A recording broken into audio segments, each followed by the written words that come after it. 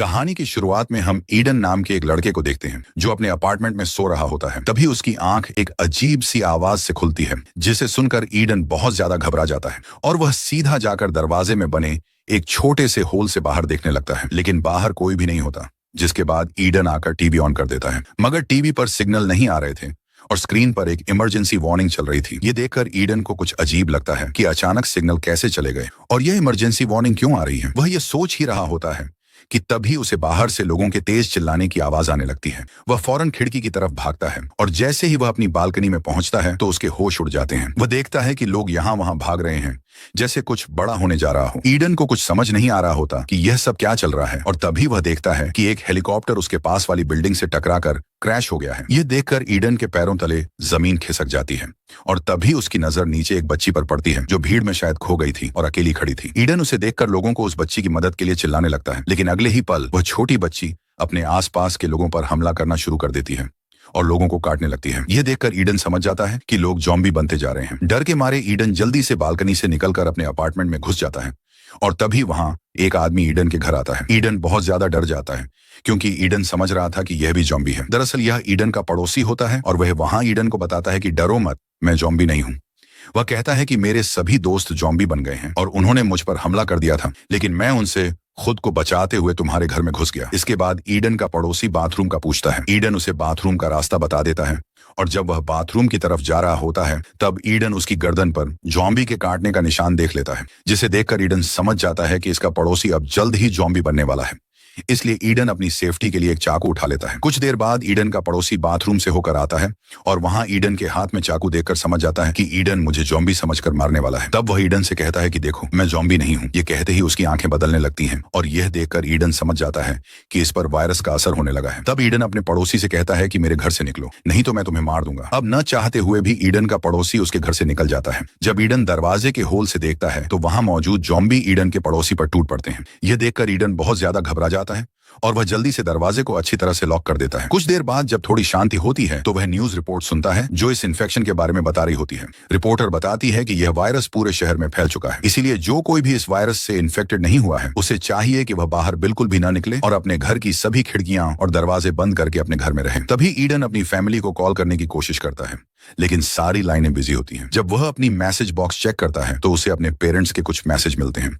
Eden के parents ने message में लिखा था कि पूरे शहर में ज़ॉम्बी फैल चुके हैं, जिस वजह से हमें तुम्हारे पास आने में समय लगेगा, इसलिए तुम घर से बाहर बिल्कुल भी मत निकलना और हमारा इंतजार करना। जिस तरह से शाम हो जाती है, ईडन अपनी बालकनी में बैठकर बाहर का नजारा देखने लगता है। बाहर पूरा शहर वीरान हो चुका था और हर जगह आग लगी हुई थी। ये सब देखकर ईडन पूरी तरह से टूट जाता है और वह सोचने लगता है कि इस तरह के हालात में आखिर वह अकेला कैसे जिंदा रहेगा। अब ईडन इन मुश्किल हालात में सरवाइव करने के लिए वह अपने पूरे अपार्टमेंट में छोटे छोटे मोटिवेशनल नोट्स लगा देता है ताकि इन नोट्स को देखकर उसे हिम्मत मिलती रहे, और वह मिरर पर Day 1 लिख देता है। ईडन को पता चल जाता है कि यह ज़ॉम्बी वायरस कई महीनों तक भी चल सकता है, इसलिए वह इन मुश्किल हालात में घर में अपने लिए एक सेफ जगह बना लेता है ताकि वह हर आने वाले खतरे के लिए तैयार रहे। इस तरह से दिन गुजरते हैं और एक हफ्ता बीत जाता है। रात को वह अपने लैपटॉप पर अपनी एक वीडियो रिकॉर्ड करता है जिसमें वह बताता है कि इस बंद अपार्टमेंट में उसके दिन कैसे गुजरते हैं। साथ ही वह अपने पेरेंट्स को भी कॉल करने की कोशिश करता है, पर मोबाइल का सिग्नल काम नहीं कर रहा होता। वक्त के साथ साथ अब ईडन को अकेलापन महसूस होने लगता है और एक दिन जब उसे पता चलता है कि उसके किसी भी नल में पानी नहीं आ रहा है तो यह देखकर वह बहुत ज्यादा परेशान हो जाता है और ऊपर से ईडन के पास खाना भी काफी कम बचा था, इसलिए वह थोड़ा सा खाना खाकर गुजारा करने लगता है। ईडन ज़ॉम्बियों से घिरे हुए शहर के बीच में अकेला फंसा हुआ था। उसे कुछ खबर नहीं थी कि बाहर की दुनिया में क्या चल रहा है। एक दिन ईडन जब लैपटॉप में कुछ देख रहा होता है तभी उसे किसी की आहट सुनाई देती है। वह जल्दी से खुद की सेफ्टी के लिए एक बेसबॉल बैट ले लेता है और तभी हम देखते हैं कि छत में बने वेंटिलेशन के रास्ते से एक इन्फेक्टेड लड़की ईडन के अपार्टमेंट में कूद जाती है। यहाँ ईडन फौरन छिप जाता है और जब वह लड़की धीरे धीरे उसकी तरफ बढ़ रही होती है तब ईडन मौका देखकर पीछे से उस लड़की के सिर पर हमला कर देता है, जिससे उसकी वहीं पर मौत हो जाती है। जिसके बाद ईडन जल्दी से जाकर एक सर्फ बोर्ड से उस रास्ते को बंद कर देता है ताकि यहाँ से दूसरा कोई ज़ॉम्बी अंदर ना आ सके। इस तरह से दिन गुजरते हैं और ईडन जैसे तैसे करके जिंदा रहने की जंग लड़ रहा होता है। एक दिन जब वह अपनी एक और रिकॉर्डिंग कर रहा होता है उसे अपने फोन की घंटी सुनाई देती है। वह जल्दी से फोन उठा लेता है और देखता है कि उसकी माँ का एक वॉइस मैसेज आया है। उसकी माँ बताती है कि हम लोग शहर के काफी करीब आ चुके हैं और कुछ ही घंटों में तुम्हारे पास पहुंचने वाले हैं। इससे पहले कि ईडन की माँ अपनी बात पूरी कर पाती तभी उन्हें कुछ इन्फेक्टेड लोग घेर लेते हैं। ईडन वॉइस मैसेज के आखिरी कुछ सेकंड्स में अपने माँ बाप की चीखें सुनता है और फिर मैसेज बंद हो जाता है। यह सब सुनकर ईडन समझ जाता है कि उसके पेरेंट्स सब मर चुके हैं। ईडन बहुत ज्यादा रोने लगता है क्योंकि अब उसके पास जीने की कोई वजह नहीं थी। वह एक बेसबॉल बैट उठाकर यहाँ से भागने का प्लान बनाता है। घर से बाहर निकलते ही उसे ढेर सारे इन्फेक्टेड लोग दिखाई देते हैं। तभी उसकी नजर अपने पड़ोसी पर पड़ती है जो अभी तक जिंदा था, लेकिन वह बुरी तरह से घायल था, जिस वजह से वह ईडन पर हमला नहीं कर सकता था। इसके बाद ईडन बिल्डिंग से बाहर निकलने का कोई रास्ता ढूंढने की कोशिश करता है, लेकिन उसे कोई रास्ता नहीं मिलता क्योंकि हर एक जगह ज़ॉम्बी खड़े थे, जिसे देखकर ईडन समझ जाता है कि इतने सारे इन्फेक्टेड लोगों के बीच से वह यहाँ से बाहर नहीं निकल सकता। और अब जैसे ही वह अपने अपार्टमेंट की तरफ जाता है, इन्फेक्टेड लोग ईडन पर हमला कर देते हैं, लेकिन ईडन किसी तरह खुद को बचा लेता है और अपने अपार्टमेंट के अंदर घुस जाता है और दरवाजे के सामने फ्रिज खिसका कर रख देता है और दरवाजे को अच्छी तरह से लॉक कर देता है ताकि बाहर से कोई भी इन्फेक्टेड दरवाजा तोड़ न सके। अब मजबूरी में ईडन को फिर से अपने घर में ही रहना पड़ता है। कई हफ्तों तक घर में अकेले रहने की वजह से ईडन पूरी तरह से टूट चुका था। इन हालात में ईडन के लिए जिंदा रहना बहुत मुश्किल हो गया था और तभी पूरे शहर की बिजली चली जाती है। यह देखकर ईडन और भी गहरे सदमे में चला जाता है और वह सोचने लगता है कि अब मैं अपनी जिंदगी कैसे जीऊंगा। न खाने को कुछ है, न पीने को, न सिग्नल है और न ही बिजली। ये सब सोचकर ईडन खुद को और ज्यादा अकेला महसूस करने लगता है। इसके बाद ईडन अपनी जिंदगी से थक जाता है और अपना लैपटॉप ऑन करता है और उसमें वीडियो रिकॉर्ड करना शुरू करता है। वह कैमरे की तरफ देखते हुए कहता है कि आज वायरस फैले हुए 42 दिन हो चुके हैं। वह बताता है कि मैं जिंदा हूँ, मैंने जिंदा रहने के लिए सब कुछ किया है, लेकिन अब मैं इसे और बर्दाश्त नहीं कर पा रहा हूँ। मैंने पिछले 2 दिनों से कुछ भी नहीं खाया है और न ही मैंने पानी पिया है।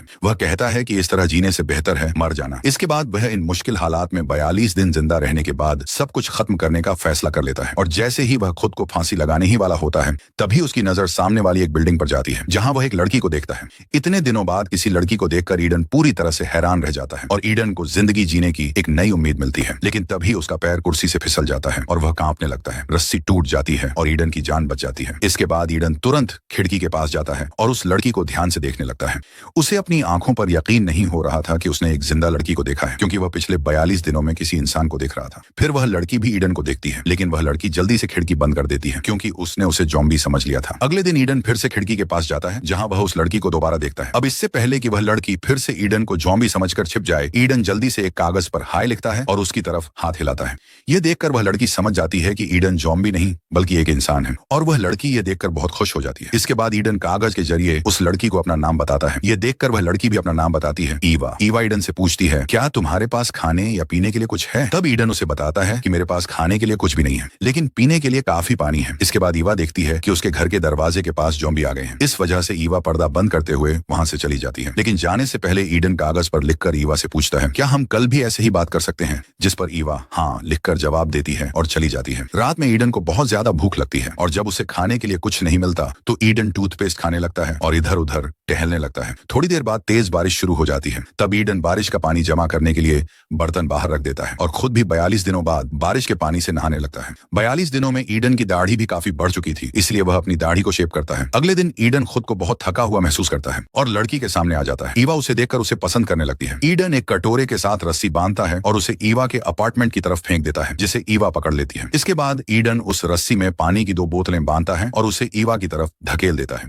लेकिन वह बोतल सामने लगे जाल से टकरा जाती है, जिसकी आवाज नीचे मौजूद एक ज़ॉम्बी सुन लेता है और वह ज़ॉम्बी सीधा ईवा के अपार्टमेंट की तरफ चढ़ने लगता है। तभी ईडन उस ज़ॉम्बी को देख लेता है और ईडन उस ज़ॉम्बी का ध्यान भटकाने के लिए एक बोतल उठाकर उसके सिर पर मार देता है, जिससे उस ज़ॉम्बी की नजर ईडन पर पड़ जाती है और वह ज़ॉम्बी ईडन पर बहुत ज्यादा गुस्सा हो जाता है। इसके बाद वह ज़ॉम्बी ईवा को छोड़कर ईडन को मारने के लिए उसके अपार्टमेंट की तरफ चढ़ने लगता है। तब ईडन जल्दी से एक बेसबॉल बैट उठा लेता है और जैसे ही वह ज़ॉम्बी ईडन के अपार्टमेंट में चढ़ने ही वाला होता है, तभी ईडन उसे बेसबॉल बैट से मारकर खत्म कर देता है। कुछ देर बाद रात हो जाती है और रात में ईडन की भूख और भी बढ़ जाती है। अब ईडन भूख बर्दाश्त नहीं कर पाता, इसलिए अब उसे किसी भी कीमत पर खाने के लिए कुछ ढूंढना ही पड़ता है। इसके बाद वह खाने की तलाश में अपने पड़ोसी के घर जाता है और जैसे ही वह अपने अपार्टमेंट से बाहर निकलता है तो उसे अपने पड़ोसी की लाश सामने पड़ी हुई दिखाई देती है। इसके बाद ईडन अपने पड़ोसी की जेब चेक करता है। तब उसे अपने पड़ोसी की जेब में उसके घर की चाबी मिल जाती है और तभी उसे कुछ ज़ॉम्बियों के आने की आवाज सुनाई देती है। अब ईडन बुरी तरह से फंस चुका था, वह उन ज़ॉम्बियों से भाग भी नहीं सकता था। तभी ईडन अपने पड़ोसी की लाश के साथ मरा हुआ बनने के लिए जमीन पर लेट जाता है। ईडन यह चालाकी भरा काम करता है, फिर भी ज़ॉम्बी उसके पास से आगे निकल जाते हैं। इसके बाद ईडन धीरे धीरे अपने पड़ोसी के घर में दाखिल हो जाता है। जैसे ही वह घर के अंदर जाता है तो वह देखता है कि एक लड़की बिस्तर पर पड़ी हुई है, लेकिन ईडन उसके पास जाने से डरता है,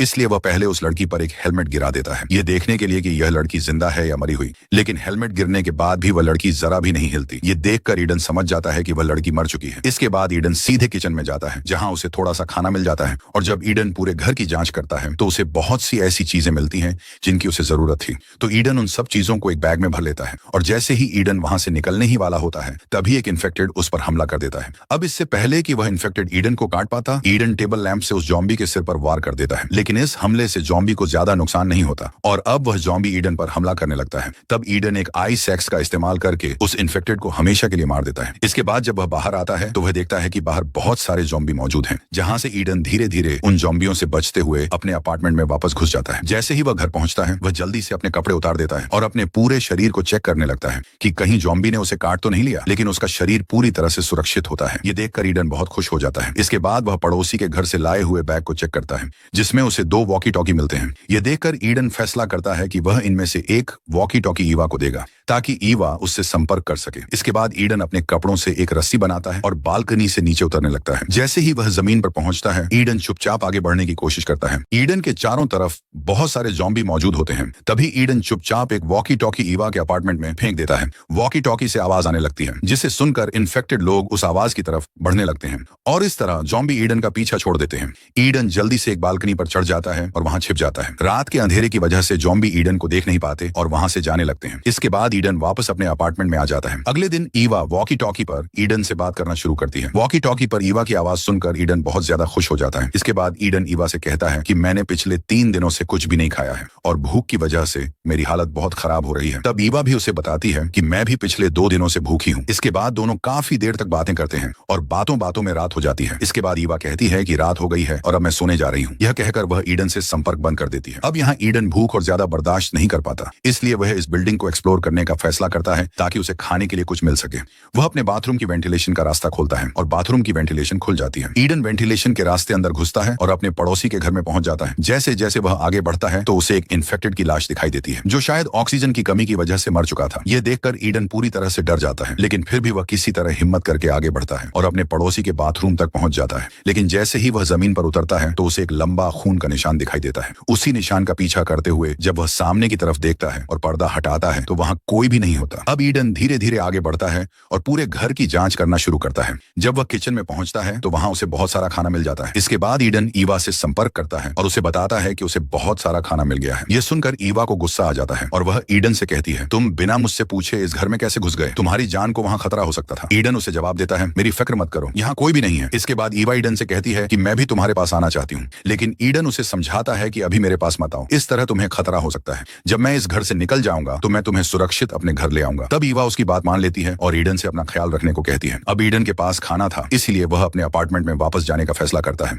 लेकिन तभी वह अपने सामने दीवार में एक बड़ा सा छेद देखता है और जब वह उस सुरंग के पास जाता है तो उसे ऐसा महसूस होता है जैसे वहां कोई मौजूद हो। जैसे ही ईडन पीछे मुड़ता है तो उसके सामने एक बूढ़ा आदमी खड़ा होता है, जिसके हाथ में एक तेज चाकू होता है। एक दूसरे को देखने के बाद दोनों समझ जाते हैं कि वे जॉम्बी नहीं है। इसके बाद वह बूढ़ा आदमी अपना हथियार नीचे रख देता है और ईडन से पूछता है, तुम यहाँ क्या कर रहे हो? जिस पर ईडन जवाब देता है कि मैं यहाँ सिर्फ खाना ढूंढने आया हूँ। फिर वह बूढ़ा आदमी ईडन से पूछता है, तुम वॉकी टॉकी पर किससे बात कर रहे थे? यहाँ ईडन झूठ बोलता है कि मैं अकेले खुद को मोटिवेट करने के लिए बात कर रहा था। इसके बाद वह बूढ़ा आदमी ईडन के साथ बहुत अच्छे से पेश आता है और ईडन से कहता है कि तुम जितना चाहो उतना खाना ले सकते हो। वह बूढ़ा आदमी ईडन को प्लेट में कुछ खाने को देता है। कई दिनों से भूखा होने की वजह से ईडन बिना कुछ सोचे खाना शुरू कर देता है। थोड़ी देर बाद वह बूढ़ा आदमी ईडन से कहता है, अलमारी से मेरे लिए एक बोतल उठा लाओ। जैसे ही ईडन बोतल उठाने के लिए मुड़ता है, पीछे से वह बूढ़ा आदमी बेसबॉल बैट से उसके सिर पर हमला कर देता है, जिससे ईडन बेहोश हो जाता है। और कुछ मिनट बाद जब ईडन को होश आता है तो वह खुद को एक संक्रमित औरत के सामने पाता है, जो एक जंजीर से बंधी हुई होती है। डर के मारे ईडन अब यहाँ से निकलना चाहता है, लेकिन तभी ईडन देखता है कि उसके हाथ और पैर भी बंधे हुए हैं। थोड़ी देर बाद वह बूढ़ा आदमी ईडन के सामने आता है और वह बूढ़ा आदमी ईडन को बताता है कि यह औरत मेरी पत्नी है, जो अब संक्रमित हो चुकी है। वह बूढ़ा आदमी कहता है कि वह अपनी पत्नी से बहुत प्यार करता है, जिसे वह किसी भी कीमत पर खोना नहीं चाहता, और उसकी पत्नी पिछले 1 हफ्ते से भूखी है, लेकिन आज उसकी भूख खत्म होने वाली है, क्योंकि आज मैं तुम्हें तुम्हें उसका खाना बनाने वाला हूँ। इसके बाद वह बूढ़ा आदमी ईडन को कुछ दवाइयां देता है और कहता है कि तुम ये दवा खा लो जिससे तुम्हारा शरीर शुद्ध हो जाएगा और मरते वक्त तुम्हें दर्द भी महसूस नहीं होगा। लेकिन ईडन साफ इनकार कर देता है और उस बूढ़े आदमी से कहता है कि तुम्हारी पत्नी इस तरह से जिंदा नहीं रह पाएगी और वह मरने के लिए चिल्ला रही है, इसलिए तुम्हें उसे मरने देना चाहिए। तुम्हें अपनी पत्नी को मार देना चाहिए और उसे इस नर्क जैसी जिंदगी से आजाद कर देना चाहिए। लेकिन उस बूढ़े आदमी की मानसिक हालत ठीक नहीं थी, इसलिए वह ईडन से कहता है कि चुपचाप यह दवा खा लो वरना मुझे तुम्हें बेहोश करने के कई तरीके आते हैं।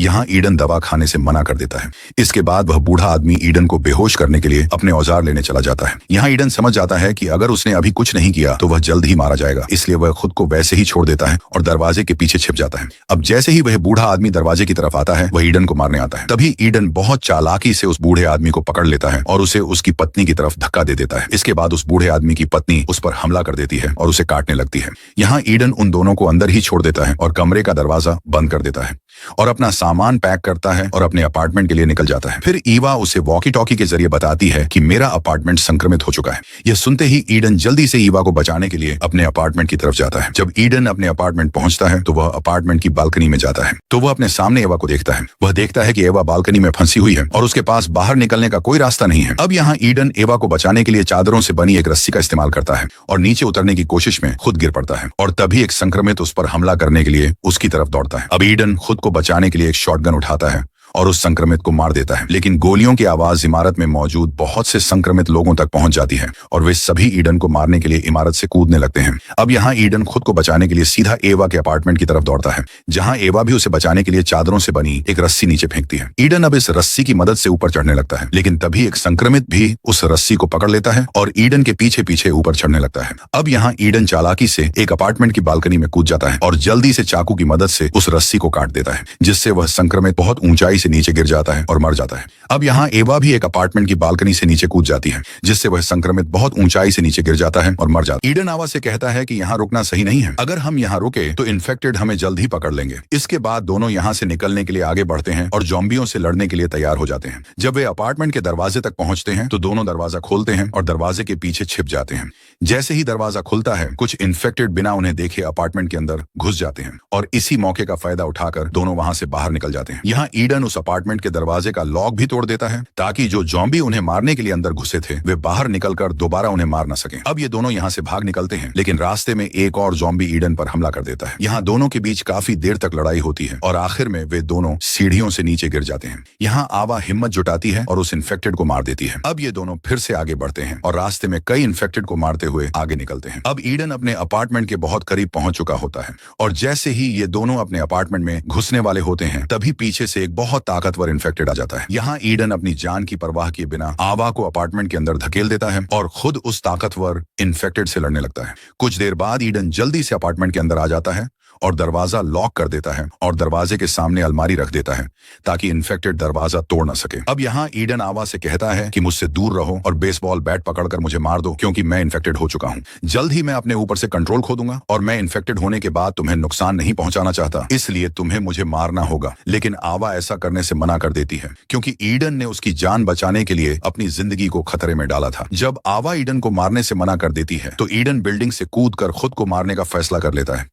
यहाँ ईडन आवा से कहता है कि तुम वेंटिलेशन के रास्ते मेरे पड़ोसी के घर चली जाना, वहां तुम्हें बहुत सारा खाना मिलेगा। यहाँ कूदने से पहले ईडन अपनी शर्ट उतारकर अपने शरीर को चेक करता है, तब उसे अपने शरीर पर किसी भी तरह के काटने का कोई निशान नहीं दिखाई देता, यानी उसे किसी भी ज़ॉम्बी ने नहीं काटा था। ये देखकर उसकी खुशी का ठिकाना नहीं रहता। इसके बाद दोनों एक दूसरे को गले लगाते हैं और अब वे दोनों फैसला करते हैं कि इस बिल्डिंग में साथ मिलकर जिंदा रहेंगे जब तक ये ज़ॉम्बी वायरस खत्म नहीं हो जाता। फिल्म के अंत में हमें टीवी पर दिखाया जाता है कि सरकार ने इस वायरस की वैक्सीन खोज ली है और जल्द ही हालात सामान्य हो जाएंगे। इसी के साथ ये कहानी खत्म होती है। अगर आपको यह वीडियो पसंद आया हो तो हमारे चैनल को सब्सक्राइब जरूर करें और वीडियो को लाइक करें। Thanks for watching.